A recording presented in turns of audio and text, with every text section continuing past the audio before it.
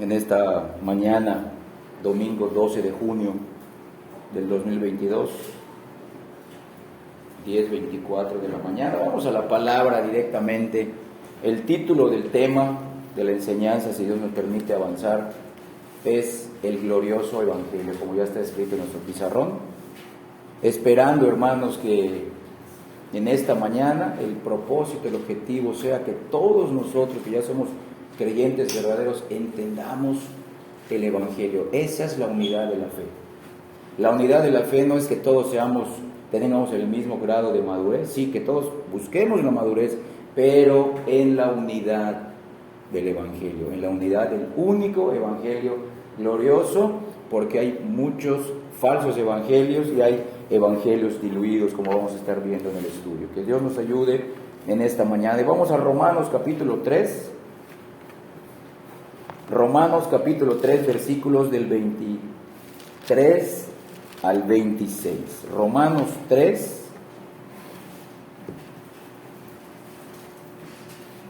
del 23 al 26. Voy a leerlo. Sígame por favor con la vista. Romanos 3, del 23 al 26, dice así: por cuanto todos pecaron y están destituidos de la gloria de Dios, siendo justificados gratuitamente por su gracia, mediante la redención que es en Cristo Jesús, a quien Dios puso como propiciación por medio de la fe en su sangre, para manifestar su justicia. Véanlo, manifestar su justicia, a causa de haber pasado por alto en su paciencia los pecados pasados. Versículo 26, con la mira de manifestar en este tiempo su justicia, vuelvo a repetir, a fin de que Él sea el justo y el que justifica al que es de la fe de Jesús. Entonces, como les dije, hoy vamos a hablar del Evangelio. Y espero que todos salgamos comprendiendo mejor el Evangelio y creyendo el Evangelio y ser transformados por este Evangelio. Porque hay muchos evangélicos que no entienden adecuadamente el Evangelio. No se predica el Evangelio verdadero en miles de iglesias, hoy domingo, primer día de la semana.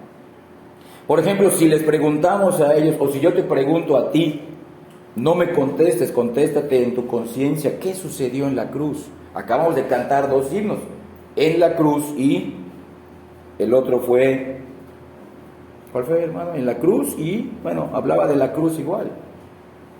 ¿Sabemos realmente qué sucedió en la cruz o solamente cantamos por cantar?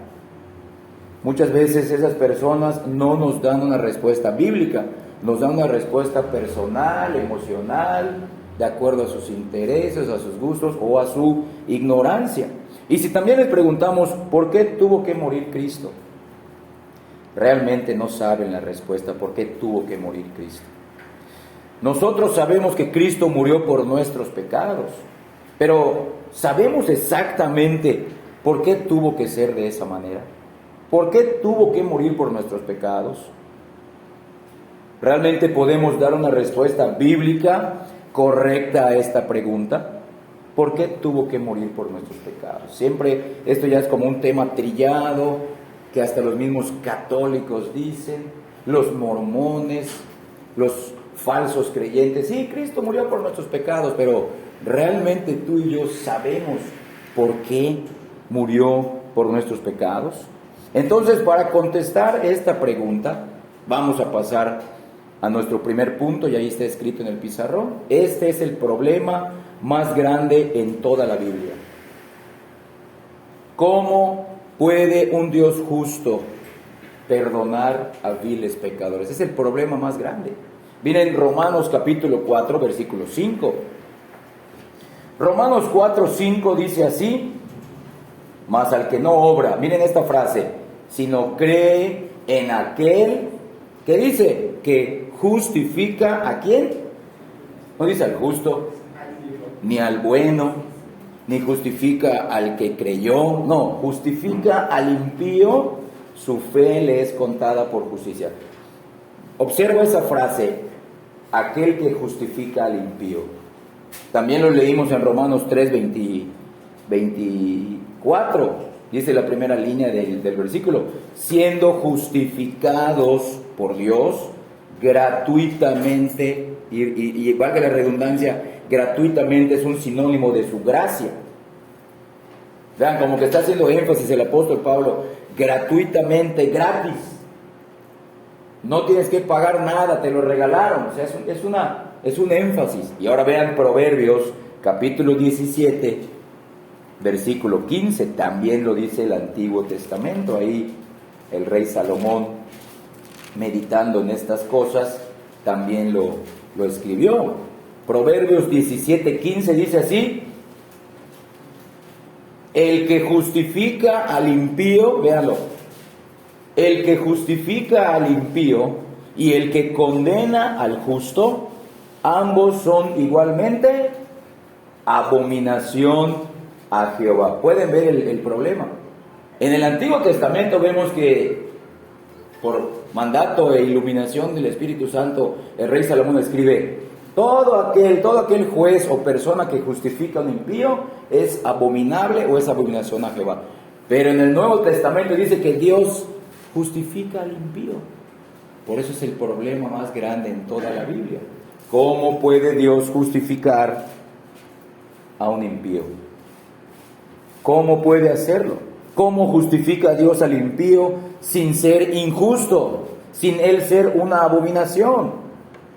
Él, la persona que abomina, la persona que justifica al impío es abominable. Entonces, él abomina la injusticia de aquellos, repito, jueces terrenales, de aquellas personas que justifican injustamente a los impíos. Ese es el problema más grande en toda la Escritura y es la razón por la cual tenemos un evangelio.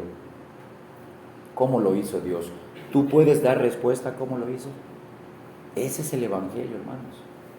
El evangelio responde esta pregunta, este dilema, este problema. En el evangelio vemos, el evangelio es una persona, el evangelio no es teoría, el evangelio es una persona, es Cristo, como vamos a ir viendo. Esta es la razón por la cual Cristo murió.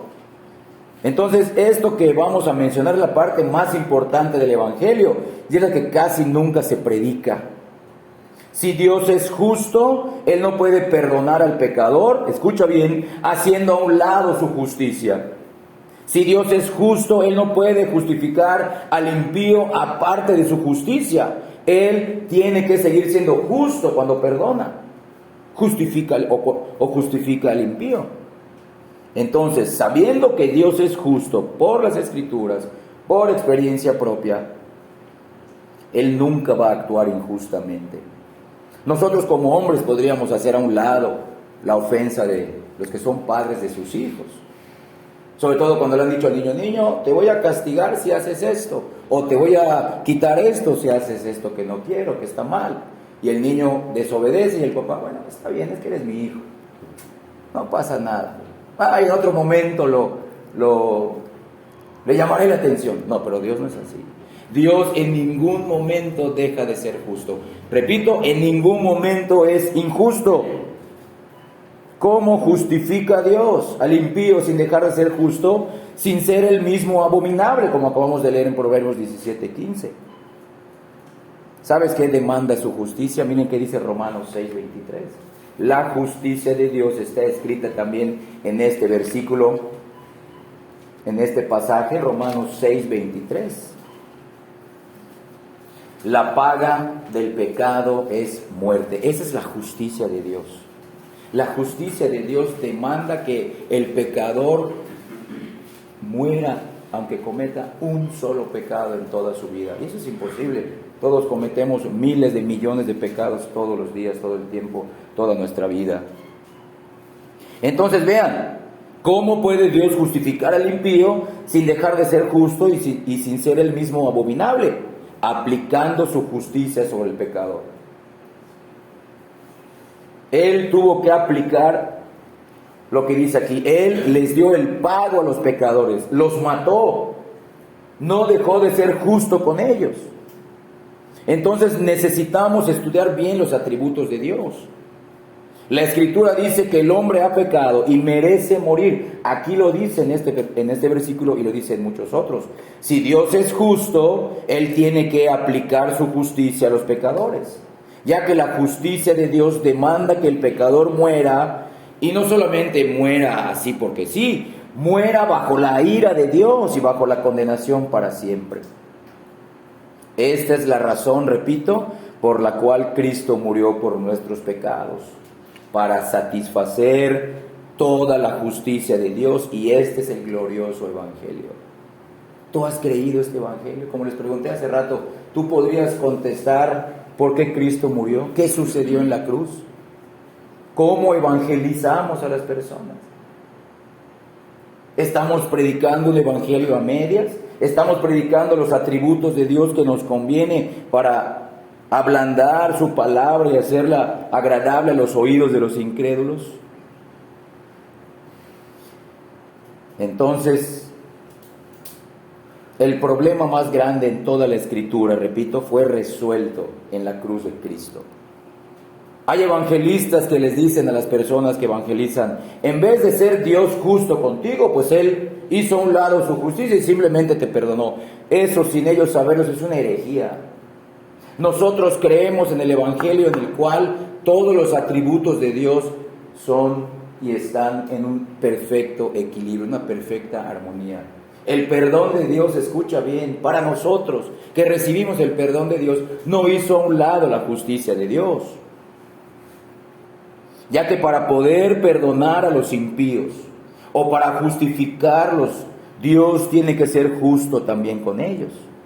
Ya que la Biblia nos enseña que si no fuera satisfecha su justicia, Él estaría actuando para sí mismo injustamente y estuviera actuando injustamente hacia los impíos o pecadores que Él justifica. Entonces, repito, ¿cómo puede Dios hacer ambas cosas? ¿Cómo puede Dios ser justo con el pecador y a la vez perdonar? ¿Cómo puede hacerlo? ¿Cómo puede hacerlo sin ser injusto? En la cruz de Cristo. En la cruz de Cristo Él aplicó su justicia para ti y para mí. Él pagó nuestro pecado en la muerte de Cristo. Lo hizo legal, real y sustitutivamente. Y para Él fue hecho. Ese es el evangelio que debemos de creer. Ese es el evangelio que debemos de predicar. Tú y yo sabemos que si un juez aquí en el mundo le dice a un asesino, por ejemplo, le dice a un secuestrador, por ejemplo, o le dice a un violador, por ejemplo, mira, ya te trajeron, te agarraron con las manos en la masa, sí, toda la evidencia muestra que eres culpable, pero como yo soy un juez justo, te voy a perdonar, vete, eres libre. ¿Qué diríamos nosotros? Y si ese asesino hubiera matado a un miembro de nuestra familia, o si ese secuestrador hubiera secuestrado a un pariente nuestro, o si ese violador hubiera violado a un pariente cercano nuestro, ¿qué diríamos? Este juez es injusto, es peor que ese asesino, es peor que ese violador, que ese secuestrador. Entonces, si nosotros vemos que un juez actuaría así injustamente, Dios no puede quedarse lejos de esa justicia. Él tiene que aplicar su justicia hacia nosotros, que somos unos viles pecadores, que quizá no somos asesinos físicamente, pero sí lo podemos ser internamente. Basta con que nos enojemos, dice la palabra. Nos enojemos locamente con un hermano. Y ahí está hablando del contexto de la iglesia. ¿Cuántas veces nos enojamos? Peor cuando éramos incrédulos. Entonces vean, hermanos, nosotros diríamos, este juez es un juez injusto que no castigó a esta persona de acuerdo a sus crímenes. Nos indignaríamos. Le diríamos a todo mundo, este juez es injusto, dejó ir libre a este asesino, a este secuestrador, a este violador, sin aplicar la justicia que demanda ese pecado que hizo, ese delito que hizo. Entonces tampoco Dios puede pasar por alto su justicia hacia los pecadores. Él tiene que actuar con justicia, y de hecho actuó con absoluta, completa y entera justicia sobre el cuerpo y sobre el alma de Cristo. Eso angustió al Señor, que Él iba a ser declarado pecador, no hecho naturalmente pecador, iba a ser tratado legalmente como pecador en tu lugar y en mi lugar. Esto nos lleva al segundo punto. La justicia de Dios demanda, muestra que Dios no solamente está en contra del pecado, no solamente que Él está un poquito ofendido con el pecado. La justicia de Dios nos muestra que Él aborrece el pecado. El aborrecimiento de Dios es real hasta el día de hoy. El aborrecimiento de Dios no se hizo a un lado o no se dejó atrás en el Antiguo Testamento. Vean el Salmo capítulo 5, versículos del 4 al 6. El aborrecimiento de Dios sigue estando vigente, porque la justicia de Dios sigue siendo vigente. Vean, la justicia de Dios es su atributo, el aborrecimiento de Dios es su actitud hacia el pecado y hacia el pecador. Miren qué dice Salmo 5, del 4 al 6, porque tú no eres un Dios que se complace, véanlo, en la maldad. El malo o el que hace maldad no habitará junto a ti. Los insensatos no estarán delante de tus ojos. Y aquí está la frase que quería que leamos. Aborreces en tiempo presente continuo. Es algo constante. Aborreces a todos los que hacen iniquidad. Y no solamente eso, miren, destruirás a los que hablan mentira, al hombre sanguinario y engañador, abominará Jehová. Qué terrible se oye cuando una persona dice, es que yo aborrezco a fulano de tal, es que yo aborrezco tal cosa. Imagínense que Dios diga, yo aborrezco a todos los que hacen iniquidad. Y te pregunto, ¿quién no hace iniquidad en este mundo? Alguien puede decir, pues a mí Dios no me aborrece porque yo aprendí a ya no hacer iniquidad. No. Como vamos a ver más adelante, la cruz de Cristo manifiesta la justicia de Dios. La cruz de Cristo manifiesta el aborrecimiento de Dios. Porque lo que sucedió ahí es que Dios te estaba castigando y torturando y matando a ti, legal, representativa y realmente en el cuerpo de Cristo. Él nos aborrecía, hermanos. Escucha bien esto. El amor de Dios es justo, que no se nos olvide. No es un amor injusto, no es un amor emocional.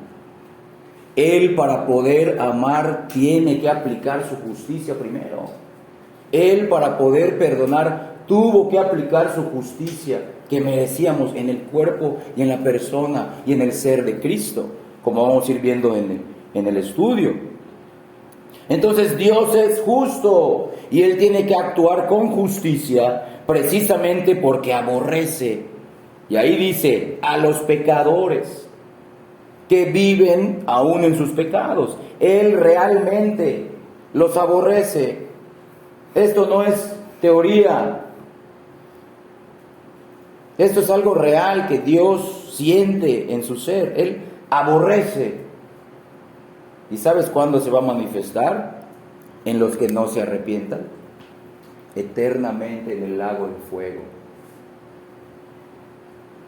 ¿Quién creó el infierno? El infierno es infierno porque Dios estará ahí. Estará ahí en su justicia, en su aborrecimiento. El cielo es el cielo porque Dios estará ahí, pero en su presencia favorable, en su perdón y en su amor que se basan en el cumplimiento de su justicia. ¿Ese es el evangelio que has creído? ¿O solamente leemos teología por leer teología y queremos más conocimiento, pero si tu teología no se centra en este evangelio, pues no has conocido nada? Quizá te irás con toda tu teología al infierno, como a muchos les ha pasado. Y no queremos que ninguno de nosotros acabe así, porque Dios aborrece a los que hacen iniquidad. Muchos evangelistas dicen, y quizá nosotros en un tiempo pasado decíamos, Dios aborrece el pecado, pero ama al pecador. Eso es herejía. porque Dios aborrece tanto a los que hacen iniquidad y también aborrece la iniquidad. Porque Dios no va a castigar al pecado, va a castigar al pecador por sus pecados no arrepentidos. Dios aborrece a todos los que hacen iniquidad, la iniquidad, y eso debemos de predicar. Debemos de predicar también el aborrecimiento y el odio de Dios en contra de los pecadores. Se va a manifestar en el futuro, en el castigo eterno, pero hoy el Señor los ve con ojos de aborrecimiento y lo seguirá haciendo si no creen en Cristo. Pero véanlo, la cruz de Cristo no hace a un lado su justicia. Repito lo que dijimos en el primer punto, Dios aplicó la justicia que merecíamos en otra persona, en el sustituto, en el Cordero que quita el pecado de nosotros.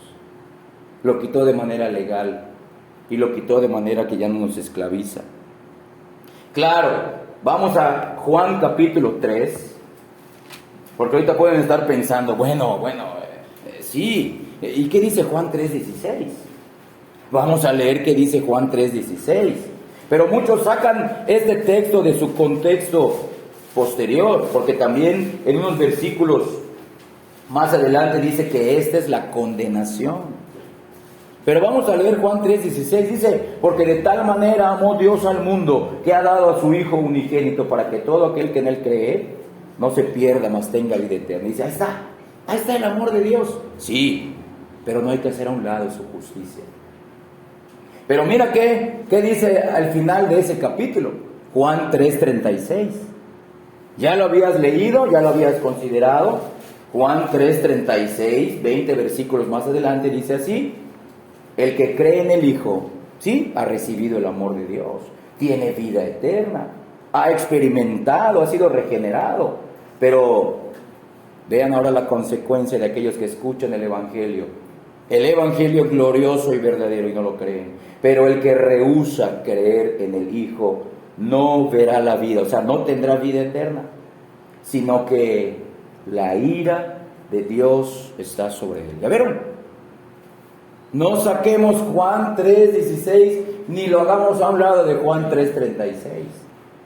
Vean, aquí vemos el amor y la justicia de Dios.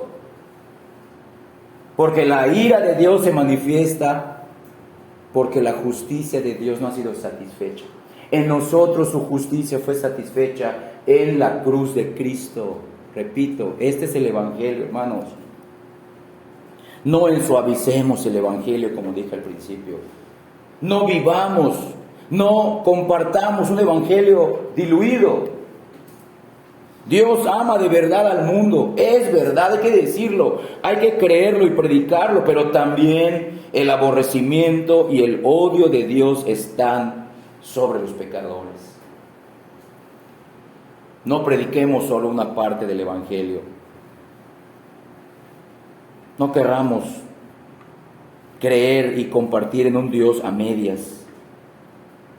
También prediquemos que si los pecadores que escuchen el Evangelio no se arrepienten, el justo y santo aborrecimiento de Dios se manifestará en ira y serán destruidos para siempre en el infierno. Por eso les dije, el infierno es infierno porque Dios estará ahí. Y el cielo es el cielo porque Dios estará ahí. ¿De qué nos sirve ir al cielo a nosotros en el futuro si Dios no va a estar ahí? Nosotros no queremos, estoy en el cielo, como dice metafóricamente, en las calzadas de cristal, en los árboles. No nos interesa eso. Eso es añadidura. Los cielos nuevos y la tierra nueva son porque ahí estará Cristo. Ahí estará nuestro Padre, el Espíritu Santo, nuestro único Dios. Lo demás es añadidura. Y el infierno es el infierno, porque ahí los pecadores comprenderán la justicia de Dios, pero será demasiado tarde para ellos. Entonces, ¿debemos de predicar el amor de Dios para el mundo? Claro que sí. Debemos de seguir haciéndolo. Pero también debemos advertir a todos los hombres que ellos nacieron y todos seguirán naciendo como pecadores. No solamente como pecadores, nacen condenados y bajo la ira de Dios. Es decir, de una manera justa y santa, el aborrecimiento de Dios es contra los pecadores. Nadie recibirá injusticia de parte de Dios. Ni nadie se ganará el cielo por sus propios méritos. Si llegamos al cielo fue porque la justicia de Dios fue exaltada en la cruz de Cristo. Y si hubiéramos llegado al infierno tú y yo, si Dios no nos hubiera salvado, Él no hubiera actuado injustamente. Él nos hubiera dado lo que leímos en Romanos 6:23, el pago por nuestros pecados. Él no hubiera actuado injustamente. Nadie recibirá injusticia de Dios. Unos recibirán solamente justicia y nosotros, que hemos sido perdonados, recibimos justicia de Dios y su perdón. Su justicia no fue nulificada para nosotros, fue aplicada en la persona de Cristo, en la cruz. Y eso angustió mucho al Señor. Ese fue lo que motivó sus grandes gotas de sangre, como vamos a ver. Otros evangélicos dicen, Dios es amor y Él no puede aborrecer. Él no puede odiar a nadie. Ese es el Dios del Antiguo Testamento. No. Precisamente porque Dios es amor, Él tiene que odiar. Él tiene que odiar. Él ama la bondad y aborrece la maldad. Él ama la justicia y aborrece la injusticia. Nosotros amamos a los niños, ¿sí o no? Sí. ¿Amamos el aborto? No. Nosotros amamos la vida. ¿Amamos al asesino? Y si fuera por nosotros, haríamos justicia propia. Y Dios es el único que puede hacer justicia propia sin caer en injusticia. Nosotros quizás estaríamos allá haciendo cosas injustas contra estas personas, pero Dios no. Él cuando aplica su justicia, lo aplica adecuadamente. Entonces, Dios, igual que nosotros, que puse estos dos ejemplos acerca del aborto y del asesinato, Dios ama la vida. Y aborrece a los asesinos, aborrece a los secuestradores, aborrece a los abortistas. Y Dios igual es así, Dios es santo y justo, más santo y más justo que nosotros.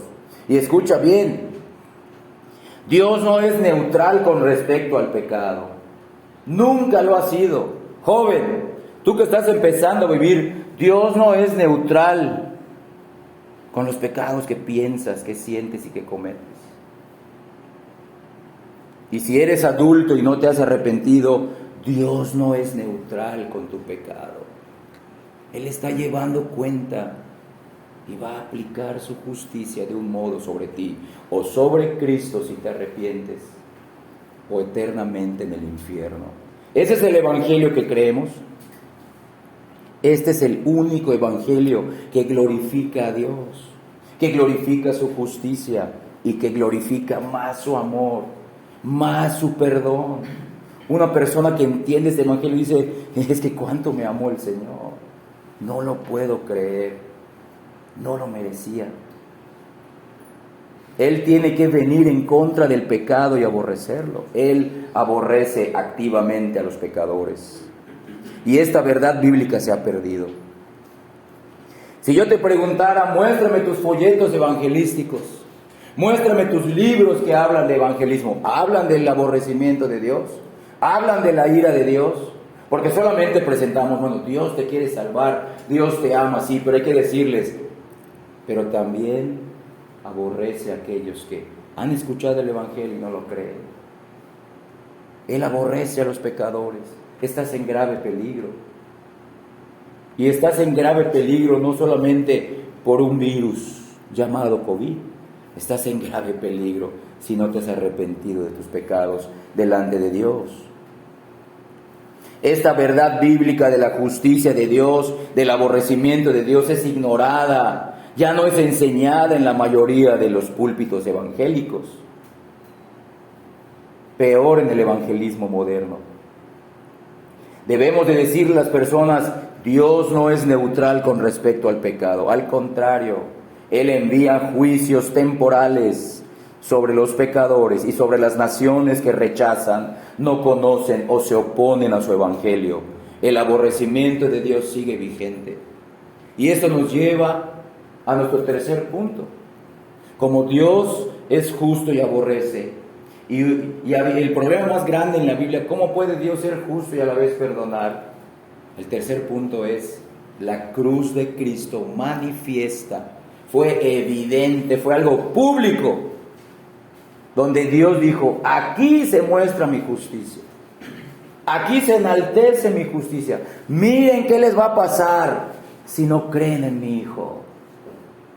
Yo les voy a amar solamente en mi Hijo, pero porque sobre de Él apliqué la justicia que ustedes, viles pecadores, merecían. Solo por Cristo te voy a justificar. Solo en Cristo te voy a perdonar. Pero si no vienes a Cristo, lo que le sucedió a Él te va a suceder eternamente. Eternamente en el lago de fuego. La cruz de Cristo manifiesta la justicia de Dios. Regresemos a Romanos 3:25. Romanos 3:25 dice así, al final del versículo 24, mediante la redención, mediante el rescate, mediante el pago por nuestros pecados que es en Cristo Jesús. Miren, a quien Dios mismo, Él es el Salvador, Dios mismo puso como propiciación por medio de la fe en su sangre, en su muerte sustitutoria, miren, para manifestar su justicia.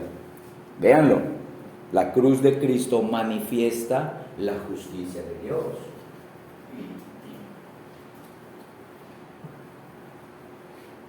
Es el evangelio que presentamos. No, es que en la cruz de Cristo solo vemos el amor. Sí, pero también vemos primero vimos la justicia de Dios. Dios puede perdonarnos. Lo vuelvo a repetir, lo vimos también en el primer punto. Dios puede perdonarnos ahora solo por medio de satisfacer primero su propia justicia. Es decir, Dios tiene que ser justo mientras salva. Es lo que dice este versículo. Entonces, el amor de Dios que leímos en Juan 3:16 y que leemos en todo el Nuevo Testamento, yo en el Antiguo, el amor de Dios es un amor que se apoya en su justicia. Dios puede amar ahora incondicionalmente, puede perdonar, pero porque primero aplicó su justicia. El amor de Dios es justo, no es un amor injusto. Es un amor basado en su justicia, satisfecha en la persona de Cristo. Ya que, como vimos, su justicia demanda que tú y yo muramos. Y esa justicia que exige nuestra muerte tenía que ser satisfecha. Es decir, Dios no puede negar o hacer a un lado su justicia para poder perdonar al pecador. Dios tiene que satisfacer su justicia porque es un Dios perfecto en el cual no hay inconsistencias ni injusticias hacia ningún pecador.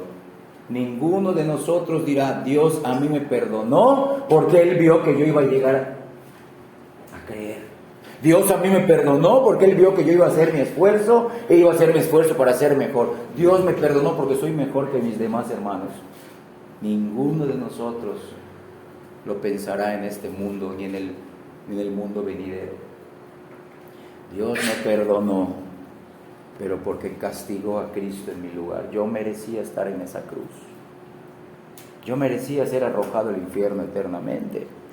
Su justicia fue aplicada para mí en la persona de Cristo. Dios puede perdonar a los pecadores, puede justificar a los impíos, pero porque satisfizo las demandas de su justicia divina. Puso a Cristo en el lugar de los pecadores. Alguien tenía que morir por nosotros. Y con la muerte de Cristo leímos, Él satisfizo la justicia que estaba sobre nosotros. Y entonces así es posible que Dios nos perdone sin dejar de ser justo. El problema del primer punto fue resuelto en la cruz de Cristo. Este es el evangelio glorioso que creemos. Ese es el Dios paradójico que creemos. Esto es suficiente para ser salvo. Nunca vamos a entender completamente a Dios, jamás ni en toda la eternidad. Pero Dios nos ha dado suficiente revelación de sí mismo, de su justicia, de su amor, de su perdón, de su santidad, para ser salvos en la persona de Cristo. Suficientes para tener una seguridad de salvación por medio de la fe. Entonces, vean esta palabra que leemos en el versículo 25, a quien Dios puso como propiciación. La palabra propiciación nos da la guía. La palabra propiciación significa, es un sacrificio que se ofrecía en la ley antigua para aplacar la justicia divina y tener a Dios propicio. Cristo lo enseñó y está escrito en Lucas 18, cuando el pecador dice: Señor, soy pecador, sé propicio a mí. Entonces, eso significa propiciación. Entonces, vean, Cristo fue el sacrificio que cumplió con la ley antigua. Cristo fue el Cordero. Cristo fue inmolado por nuestros pecados. Dios puso a Cristo, leímos en el versículo 25 de Romanos 3, Dios puso a Cristo como propiciación o como un sacrificio que satisface su propia justicia. Dios nos salvó de sí mismo. Dios nos salvó de su aborrecimiento. No te salvó del diablo, te salvó de tu pecado, porque eso te hacía abominable y aborrecible ante Dios. Por eso abandonó a Cristo, porque te vio a ti y a mí en medio de nuestros pecados. Alguien tenía que morir de esa manera por nosotros. Este sacrificio de Cristo calma la ira de Dios contra el pecador, y por medio de este sacrificio, ahora sí Dios puede ser justo, porque fue justo con nosotros, y a la vez perdonar y justificar al impío, como leímos en Romanos 3 y Romanos 4. Si no fuera así, Dios mismo sería abominable para sí mismo. Él no puede ser injusto, hermanos. Él tiene que cumplir su palabra. La propiciación es Cristo, solo Cristo. La propiciación no es una doctrina nada más. Yo me sé de memoria la doctrina de la propiciación. ¿La has recibido por fe? ¿La vives? Ese es tu gozo. Toda tu teología puede descansar en 4 palabras, como dijo Charles Spurgeon. Toda mi teología descansa en 4 palabras. Cristo murió por mí. Esa es la propiciación. Podemos saber de memoria esta doctrina, pero no haberla recibido en nuestro corazón. Hermanos, Cristo es nuestra propiciación. Él es el único sacrificio que Dios acepta para satisfacer su propia justicia y quitar su ira sobre nosotros. Escucha bien. Por lo tanto, escucha bien, por favor. Si no has creído en Cristo, si no has creído en su muerte sustitutoria, no importa la edad que tengas, si eres joven, anciano, hombre, mujer, rico o pobre, si no has creído en Cristo y en su muerte propiciatoria, la justicia de Dios demanda que mueras por tus pecados no arrepentidos. Tus lágrimas no te van a salvar, tus lágrimas no van a aplacar la ira de Dios en contra de ti. Tus sacrificios religiosos, tampoco tus esfuerzos personales por ser bueno y obediente van a aplacar la ira de Dios sobre de ti. Y escucha bien, ni tu indignación que puedas tener en contra de la maldad del mundo. Si viviéramos en un mundo mejor, si tuviéramos mejor política, un mejor contexto, si todo fuera más barato, si todo fuera más fácil, eso no te va a salvar querer ser mejor persona. Nada aplaca la ira de Dios, solo la cruz de Cristo. Ningún esfuerzo nuestro va a aplacar su justicia. Solamente Cristo lo hizo. Consumado es. Lo único que puede rescatarnos de la justicia divina es ver a Cristo muriendo por ti. por mí en la cruz. Entonces Él murió por nuestros pecados. Él se convirtió en una propiciación que satisfizo la justicia de Dios. Él tenía que ser así. A eso vino. Ese fue el propósito de su vida. Entonces, como vamos a ver subdividido en este punto, esa propiciación delante de Dios tenía que ser hombre para representarnos como hombres pecadores. ¿Qué significa esto? Un hombre pecó, Adán pecó en el huerto. Dios venció en el huerto de Getsemaní. Un hijo de Adán o un descendiente de Adán tenía que morir. No podía ser un ángel. No, tenía que ser un hijo, un hombre, un hijo de Adán, un hombre. Cristo es nuestro perfecto representante ante Dios por ser hombre, 100% hombre. Ya que la sangre de los toros, como leemos en Hebreos 9 y Hebreos 10, la sangre de los toros y de los machos cabríos no tienen el poder para quitar el pecado, pero la sangre de Cristo sí lo tiene, y el que moriría en la cruz tenía que ser hombre. Por eso dice en Romanos 3:25, mediante la fe en su sangre, la sangre que quita el pecado del mundo, o sea, de los elegidos alrededor del mundo. También, para que ese sacrificio fuera efectivo delante de Dios, pues tenía que ser divino, tenía que ser Dios mismo. Por eso les dije, Dios nos está salvando de sí mismo, de su ira, de su castigo, de su justicia, de su aborrecimiento. Ni un ángel ni otro hombre podían morir por nuestros pecados. Si existiera un hombre perfecto, no sería suficiente para morir por nuestros pecados, si hubiera sido solamente hombre. Asimismo, si existiera un ángel perfecto, tampoco sería suficiente para morir por nuestros pecados, porque el sacrificio por nuestros pecados tiene que ser un hombre y a la vez tiene que ser divino, tiene que ser Dios mismo. Y solo Cristo fue, solo Cristo sigue siendo, y solo Cristo será hombre y Dios. Solamente Él será Dios y hombre. Por eso es el único nombre dado a los hombres bajo el cielo en el cual podemos ser salvos. Nadie será salvo creyendo en otra persona, en otro Salvador. Al contrario, más se encenderá la ira de Dios sobre esos falsos religiosos. Entonces, algunas razones por las cuales este punto de que tiene que ser Dios o tiene que ser divino, también lo subdividimos en 4 puntos. Algunas razones por las cuales esta propiciación, este sacrificio, también tenía que ser Dios. Porque desde el Antiguo Testamento leemos que la salvación es de Jehová. No es de ningún hombre perfecto, nada más. No es de ningún ángel. No, la salvación siempre es y será de Dios. Será de Jehová. Y ahí está el pasaje, Jonás 2:9. Cuando él en el vientre del pez dice, es verdad, la salvación es de Jehová. Y lo vemos en el Evangelio.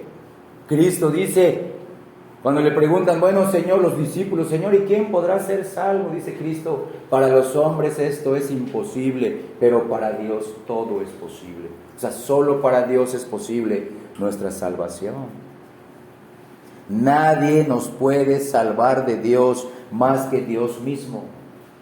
Porque si pudiéramos nosotros salvarnos de Dios, pues entonces seríamos iguales a Dios. Por eso la propiciación tenía que ser divina, tenía que ser un ser divino. Dios no comparte este título ni este oficio con nadie. La salvación no puede venir nada más de un hombre perfecto o de un ángel perfecto, no, es únicamente de Jehová. Nosotros los creyentes sí podemos decir sin temor a equivocarnos que Jesucristo es nuestro Salvador, porque creemos que Jesucristo es Dios. Los falsos testigos de Jehová o los testigos sin Jehová dicen, no, ustedes están adorando a 2 dioses. Están adorando a Jehová y están adorando a un diosito menor que es Cristo. No entienden la Trinidad. La Trinidad significa que son tres personas diferentes, pero son un solo Dios, una sola esencia. Ellos no lo entienden. Pero nosotros sabemos que no estamos adorando, ni creemos que solamente una simple criatura murió por nosotros. Creemos que también era Dios. Nosotros sí creemos que es Dios. Si solamente fuera una criatura, pues nosotros seríamos idólatras. Estaríamos adorando a un simple hombre. Pero repito, nosotros creemos lo que los falsos testigos de Jehová niegan. Jesucristo creemos que es divino, es Dios y es nuestro Salvador. El siguiente motivo por el cual esa propiciación tenía que ser divina, tenía que ser Dios, es que tenía que ser un ser que dé su propia vida. Y eso está en Juan capítulo 10, versículos del 17 al 18, cuando Cristo dice: ninguno me obliga o ninguno me quita la vida, yo de mí mismo la pongo. Tengo poder para ponerla y tengo poder para volverla a tomar. Este mandamiento recibí de mi Padre. Entonces tenía que ser un ser divino que pueda dar su propia vida. El que muere tiene que dar su propia vida. Ni un ángel tiene vida en sí mismo. Aún los ángeles y los serafines más preciosos en el universo tienen vida prestada de Dios, ¿sí o no? Sí. Fueron creados en un momento del tiempo, de la eternidad. Tampoco ningún ser humano tiene vida en sí mismo. Todos nosotros tenemos vida prestada. Solo Cristo tenía vida en sí mismo. Él puede dar su vida. Solo Él es el capacitado y acepto delante de Dios para este sacrificio, para hacer la propiciación adecuada. Si alguno de nosotros muriera, si alguno de ellos, o sea, algún ángel o algún hombre perfecto, muriera por nosotros, no estaría dando su propia vida, tan solo estaría dando una vida prestada de parte de Dios. Solo Cristo, siendo Dios, tiene vida en sí mismo. La tercera razón por la cual esta propiciación tenía que ser divina es que, y este es el punto más importante de los cuatro. El tercer punto, aunque son cuatro, es el más importante de todos. Cristo, como hombre, como Dios, tiene un valor infinito. Ninguno de nosotros, siendo almas para Dios invaluables, no tenemos el mismo valor que Cristo tiene como hombre. Es una persona, es un ser con un valor infinito. Ese hombre que murió en la cruz, esa persona, ese ser que murió en la cruz tenía más valor, escucha bien, que todos los hombres y todos los ángeles juntos. Si juntamos a toda la humanidad que ha sido creada y que será creada, y juntamos a todos los ángeles, serafines, querubines, y ponemos a un lado a Cristo, Cristo seguirá siendo infinitamente más valioso que todos nosotros. Y así será por toda la eternidad. Vean esa propiciación, hermanos. Tiene un valor infinito para Dios. Y así debe tener un valor infinito para nosotros. La perfección del sacrificio de Cristo no solo significa que fue un sacrificio santo. No, sino que la persona que se entregó es y fue y será de un valor infinito. La persona que fue clavada en la cruz, su sangre preciosa. Un hombre no tiene un valor infinito como Cristo, ni un ángel. Solo Cristo, siendo hombre y siendo Dios, tenía y tiene un valor infinito. La tuvo cuando murió y compró una multitud de hombres pecadores, y ahora la sigue teniendo en el cielo, intercediendo por su iglesia. Y el cuarto punto en el cual nos vamos a extender un poquito más, esta propiciación realmente tenía que dar su vida, tenía que morir, pero a la vez, teniendo vida en sí mismo, tenía que resucitar. ¿Y quién de nosotros puede hacer eso? ¿Qué ángel puede hacer eso? Nadie. Por eso los que sean arrojados en el infierno en el futuro, en el lago de fuego, que ahorita están temporalmente ahí, los que mueren sin Cristo ahí van inmediatamente, temporalmente, sin cuerpo, pero después serán arrojados ahí con un cuerpo eterno. Nosotros, cuando morimos, si Cristo no viene, vamos directamente al cielo, sin cuerpo. Pero cuando Cristo regrese, vamos a resucitar en cuerpos gloriosos, estaremos en el cielo nuevo, en la tierra nueva, físicamente también. Fuimos redimidos en nuestro cuerpo también. Y es lo que estamos esperando, la redención de nuestro cuerpo. Pero nuestra alma ya fue redimida. El que murió en la cruz, escucha bien, lo hizo bajo la ira de Dios, lo hizo bajo el aborrecimiento de Dios, lo hizo bajo la justicia de Dios. Y escucha bien, ¿qué hombre, qué ángel puede soportar eso y sobrevivir a tal cosa? Solo Cristo. Si tú y yo dijéramos, yo voy a morir por mi familia, Señor, dame la ira que ellos merecen, no vas a poder levantarte. No vas a poder con esa ira. Nosotros nunca la vamos a experimentar. Cristo la experimentó por nosotros. Nunca vamos a ser abandonados por Dios. Él fue abandonado por nosotros y volvió a levantarse. Entonces vean, esto es algo sorprendente. Nadie puede soportar la ira, el aborrecimiento, la furia, el odio de Dios, morir y resucitar. Solo un ser divino. 100% Dios y 100% hombre. Entonces solo Dios puede soportar la ira de Dios y resucitar de nuevo. Solo Dios. Es una herejía, escucha bien, es una herejía creer, si lo estamos creyendo, ojalá y después de escuchar esto nos ayude a entender mejor el Evangelio. Pensar que solamente los clavos, la corona de espinas, los latigazos, los escupitajos, los golpes, las bofetadas y las injurias, es una blasfemia y herejía decir solamente eso vio Dios y fue suficiente. Él amaba tanto a su hijo que cuando vio que lo estaban cacheteando, escupiendo, latigueando, clavando, dijo, ya, no te puedo ver. Ya, no. Eso que le hicieron al cuerpo de Cristo satisfizo la ira de los judíos y de los romanos. Pero lo que Dios le hizo al alma, al ser de Cristo, satisfizo su propia justicia. Acompáñame a Isaías capítulo 53. Todo el ser de Cristo estaba ahí. Isaías 53, versículo 10, nada más, las primeras dos líneas.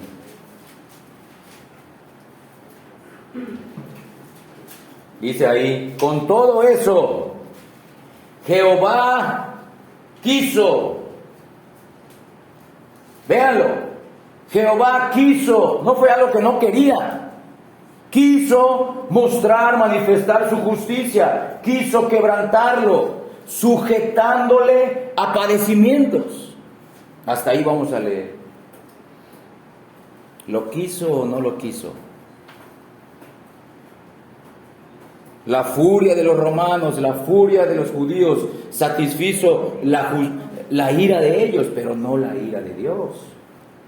Los sufrimientos físicos que le aplicaron los judíos y los romanos al cuerpo de Cristo no podían satisfacer la ira de Dios, no era suficiente.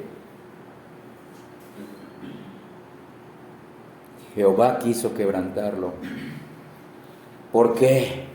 Como lo vimos en los dos primeros puntos.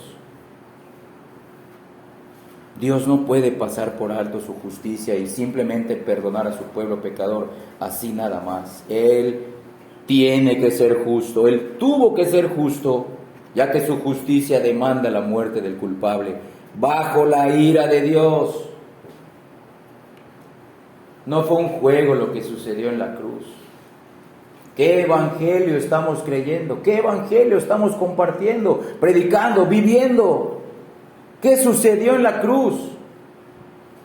La ira de Dios. Dios te quiso quebrantar ahí, en la persona de Cristo. Solo así se puede satisfacer la justicia de Dios. No la medio aplicó, la aplicó completamente. Nosotros creemos en un Dios justo, santo, bueno, eterno, amoroso, pero que nunca pasó por alto su justicia y nunca lo hará. Nunca lo hará con nadie, con ninguno de tus hijos, ni con tu esposo o tu esposo incrédulo. Nunca hará a un lado su justicia. Tienen que arrepentirse para ser salvos. Entonces, para pagar por nuestros pecados, Cristo tuvo que morir. No bajo la ira de los romanos y de los judíos, sino bajo la propia ira de su propio Padre. Su Padre lo quebrantó personalmente hasta la muerte en la cruz. Dios lo hizo. Eso demandaba su justicia para ti y para mí. No fue el diablo. No fueron los clavos. Esos solamente fueron los medios que Dios usó para quebrantarlo aún en su alma, en lo más profundo de su ser. Lo que hizo sudar a Cristo grandes gotas de sangre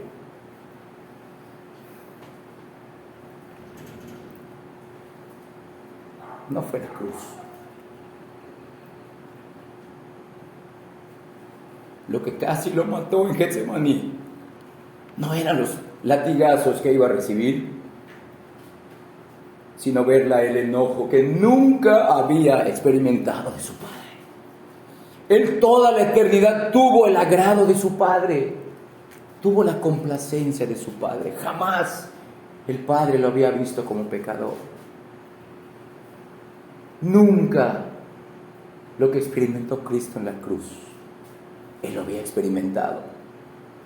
Eso lo angustió.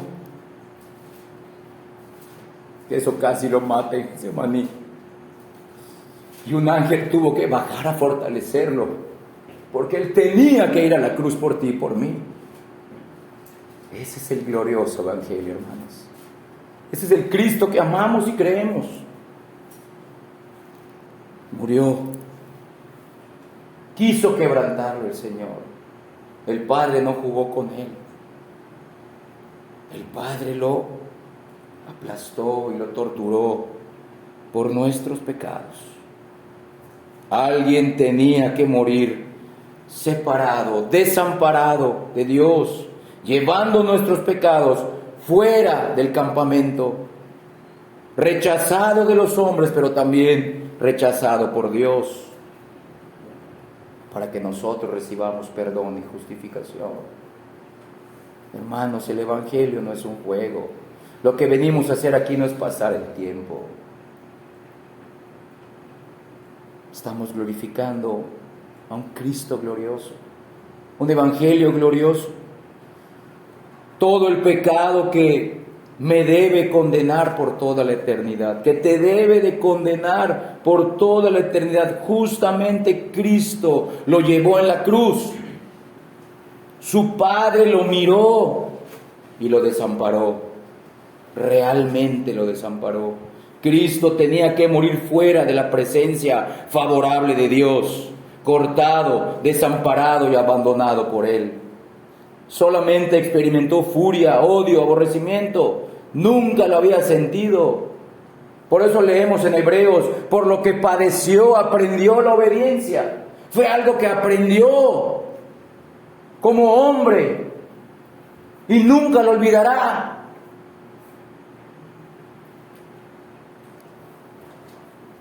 Por eso, Él sigue llevando las huellas. No me las quites, Padre. Quiero mostrárselas. Que metan su mano en mi costado. No quite las cicatrices de mi frente. Así quiero ser su rey. Que no se olvide de tu justicia.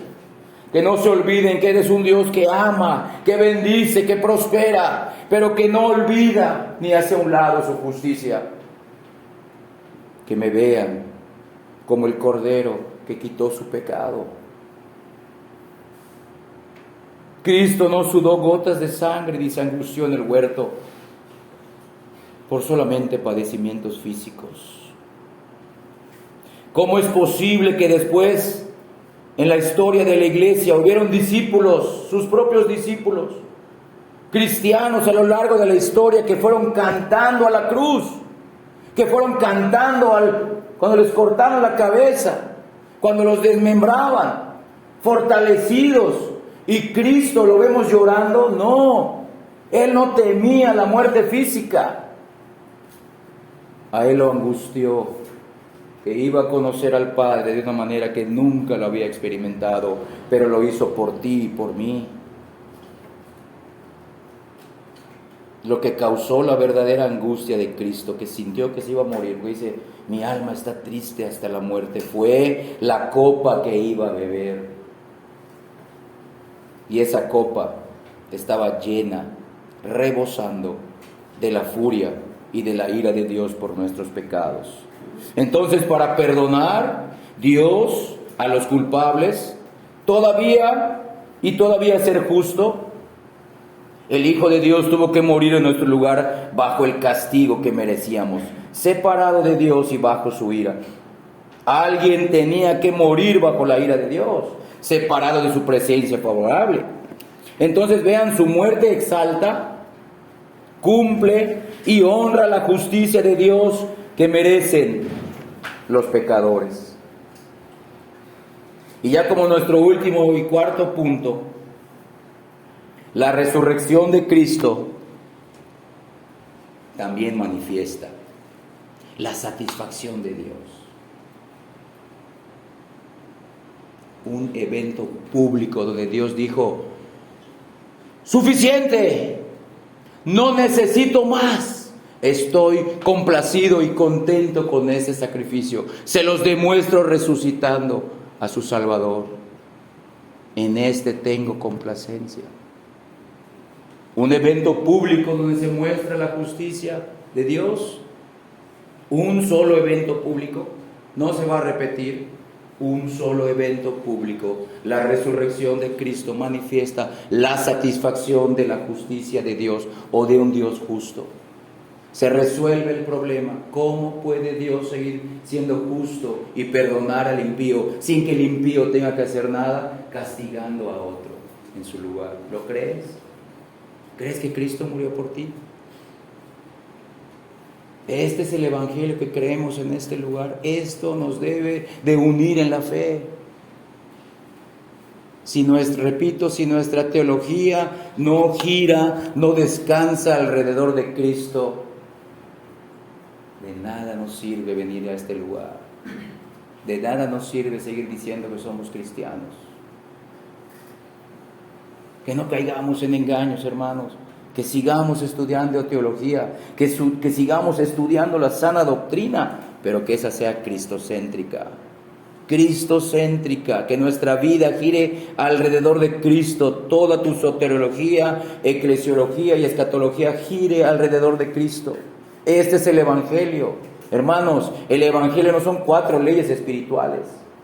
El Evangelio no es repite esta oración y eres salvo. No solamente son 5 cosas que Dios quiere que sepas, no. Como vimos con el hermano Tomás, para que una persona despierte a estas realidades, se puede tardar semanas, meses, años. Nosotros queremos hacerlos salvos en 1 minuto, repite esto y eres salvo. Y así como los católicos falsamente creen que si los bautizan de bebés ya son salvos eternamente, nosotros, rebajando el glorioso evangelio, decimos, repite esta oración y eres salvo. ¿Quién nos da esa autoridad? Ser salvo es obra de Dios, no de los hombres. No hay método humano, solamente es predicar el evangelio y dejar los resultados en las manos de Dios. Como les pregunté al principio, ¿tú puedes dar respuesta de qué sucedió en la cruz? ¿Puedes dar respuesta por qué Cristo tuvo que morir por los pecadores? ¿Podemos dar una respuesta bíblica? Después de haber visto estos 3 puntos, y estamos viendo ya el cuarto, ¿entiendes lo que significó la muerte de Cristo? ¿Lo crees para ti, pecador? ¿Tú has mirado a Cristo en la cruz como cantamos? Ahí vi la luz.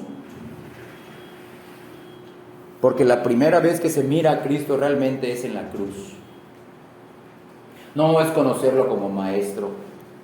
No es conocerlo como un buen agente social, moral, o un filántropo, o un médico. No. Es conocerlo como el Cordero de Dios que quita el pecado del mundo, pero porque soportó la justicia de Dios. ¿Has mirado a Cristo de esa manera? Porque si has mirado a Cristo de esa manera, has podido entender lo que Dios el Padre justo, lleno de ira y de aborrecimiento, hizo por ti. Prefirió castigarlo a él que a ti. El Padre quebrantó, aplastó, hizo sufrir hasta la muerte a su propio Hijo amado. También era algo que el Padre nunca había hecho. Nunca lo había hecho. Y lo hizo por causa de nuestro pecado. Su Hijo murió, pero al tercer día resucitó. Resucitó. Romanos capítulo 4. Último versículo de nuestro tema. Romanos 4:25. El cual, hablando de Cristo, fue entregado por el Padre por nuestras transgresiones, por nuestros pecados, por nuestras iniquidades, por nuestras impiedades. Pero dice, y también fue resucitado para nuestra justificación. ¿Ya vieron? Por causa de nuestra justificación. ¿Qué significa este versículo? Cuando Dios resucitó a su propio Hijo de la muerte, Él estaba dando una señal pública de que su sacrificio fue suficiente para pagar todos los pecados de su pueblo. Es decir, ahora podemos ser justificados, siendo impíos, por Dios, porque Cristo y su obra en la cruz son eternos, perfectos para Dios. Para Dios lo es. Quizá para muchos falsos evangelistas, falsos cristianos no lo es. Están buscando las añadiduras de Dios. Ese no es el evangelio. No debemos de presentar, mira, Cristo te va a sanar. Cristo va a arreglar tu matrimonio. No ese es el evangelio. No ese es el evangelio, hermanos. Cristo va a traer de vuelta a tu hijo alcohólico, drogadicto. No ese es el evangelio. Esa sería una añadidura del evangelio y cae dentro de la soberanía de Dios. ¿Qué quiere decir? Si Él quiere. Lo que necesitamos es perdón de pecados. Ese es el glorioso evangelio. Aunque tu matrimonio fracase, aunque tu hijo no vuelva, y aunque en tu trabajo te corran, lo que necesitamos es perdón de pecados ante un Dios que nos aborrece y nos odia si no lo hacemos, y nos lo demostrará eternamente en el lago de fuego si no nos arrepentimos. Este es el glorioso evangelio que presenta los beneficios para los que creen, pero también las advertencias para los que no creen. Dios sigue siendo justo, fue justo con nosotros, nos aborreció realmente en Cristo, nos quebrantó y nos hizo sufrir en Cristo, repito, de manera real, representativa y sustitutoria, pero de manera legal lo hizo, de verdad, pero resucitó. La resurrección de Cristo es la declaración de Dios, mostrando que su muerte, su sufrimiento, su sudor, sus lágrimas fueron suficientes y son eternas. No necesita ser nadie nada más. Crean en Él. Es Dios el Padre respaldando las últimas palabras de Cristo en la cruz, Cuando Cristo dijo, consumado es, la resurrección es diciendo el Padre, sí, consumado está.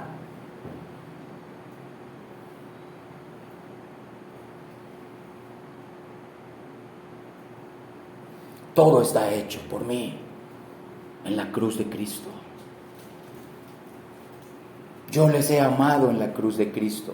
Se los voy a demostrar resucitando a su perfecto Salvador. Crean en Él. Síganlo. Conózcanlo. Conózcanme a través del Cristo resucitado. Y ahora Cristo resucitado ya no está en la cruz. Está en el cielo, a la diestra de nuestro Padre, intercediendo por nosotros. Hecho por Dios, Rey de reyes y Señor de señores. Y es nuestro único Salvador.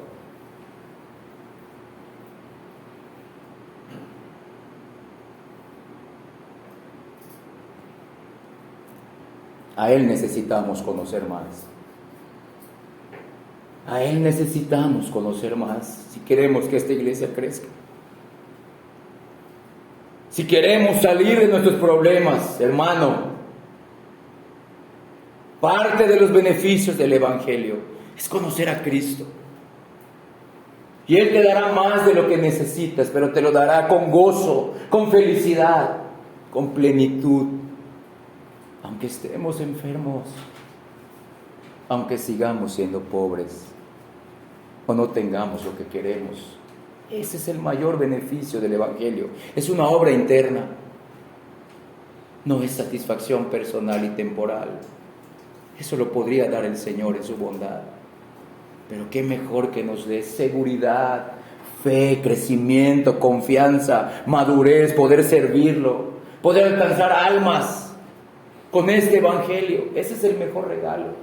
Que esta iglesia se consolide como una iglesia local. Un pastor que crea, viva, crezca, sufra, muera por este Evangelio. Cristo murió por nosotros, no podremos morir por Él. Ya hemos resucitado espiritualmente por Él. Nos causa dolor, sufrimiento, pesar, angustia estar aquí. Buscarlo en la intimidad de nuestra casa. De acuerdo a cómo conozcas a Cristo, tú te responderás. De acuerdo a qué evangelio has creído, tú te analizarás. Señor, tú diste tu vida. Moriste, sudaste, fuiste quebrantado por mí. ¿Qué estoy haciendo por ti, Señor? Parte de las conclusiones finales, hermanos, ya para terminar. Algunos de hoy escucharon el Evangelio como nunca lo habían oído antes. Eso los compromete más con Dios. Ya no podrás decirle a Dios, yo no creí porque pertenecía a una iglesia falsa. Tuve unos padres hipócritas que se decían cristianos. Vivieron, conocieron un evangelio falso. Mi esposo creyó, mi esposa creyó un evangelio falso. No, a partir de hoy, Dios te demanda que te arrepientas, creas en este Cristo que recibió su justicia. Ya no puedes decir que has oído el evangelio falso, sino que has escuchado el glorioso y verdadero evangelio. Ay de ustedes, jóvenes, niños, mujeres, hombres, si no lo creen. Si salen hoy de esta puerta y no lo creen, el aborrecimiento de Dios sigue sobre ustedes. La ira de Dios sigue sobre ustedes. Y Dios no quiera derramarla. Ven a Cristo, arrepiéntete. Clama a Cristo, Cristo, sálvame. Ayúdame a conocerte con tu palabra. Ayúdame a conocerte en mi corazón. Ayúdame a experimentar esto que oí. No lo puedo alcanzar por mí mismo. Ven a Cristo con un corazón arrepentido, porque ahora has escuchado el Evangelio.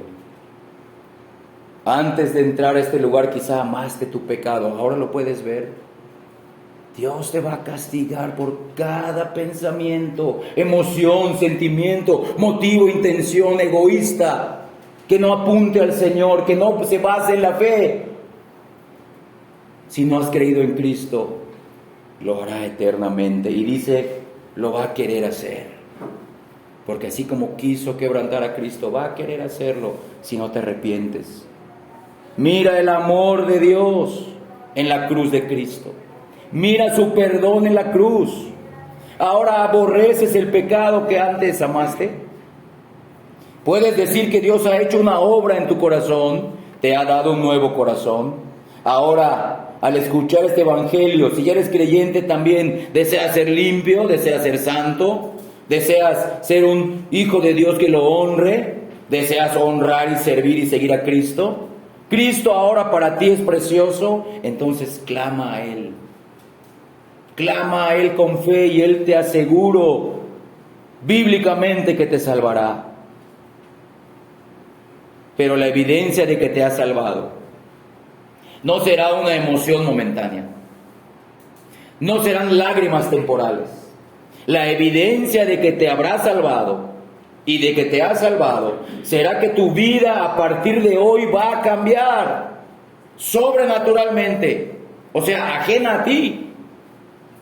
Y va a continuar cambiando hasta el fin. Dios te llevará a la palabra, Dios te llevará a la comunión con Él, Dios te seguirá formando, pero tu vida será evidente de un cambio lento o rápido, pero será evidente, será progresivo, será un proceso que se manifestará de adentro hacia afuera, porque si sales de este lugar y tu vida no cambia, no recibiste nada, aunque te sepas de memoria este evangelio glorioso. Si tu vida no cambia, tú no has recibido a Cristo.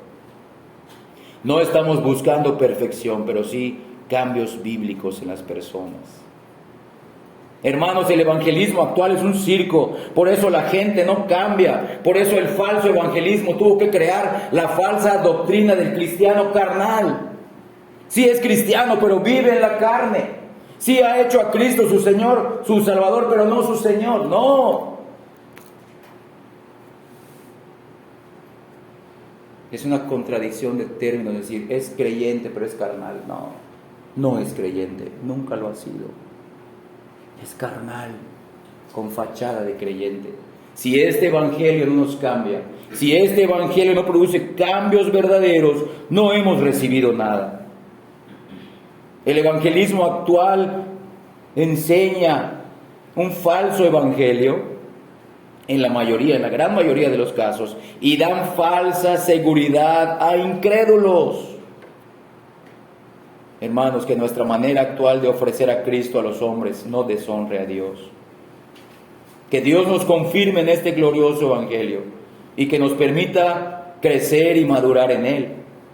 Y en esa medida que crezcamos y entendamos mejor a Cristo en su glorioso evangelio, Dios nos use como instrumentos útiles en sus manos. ¿Para qué? Dos propósitos: evangelizar a los perdidos y edificar a la iglesia. Predicación del evangelio, enseñanza doctrinal en la iglesia. Que Dios nos permita gozarnos en este evangelio. Que Dios nos permita servirlo, adorarlo, cada quien con sus diversos dones, solamente por medio de este evangelio. Un evangelio que salva a los pecadores, pero escucha bien, pero que día a día este mismo evangelio transforma a los salvos. Dios bendiga su palabra. Vamos a dar el lugar a Renan para que nos despida.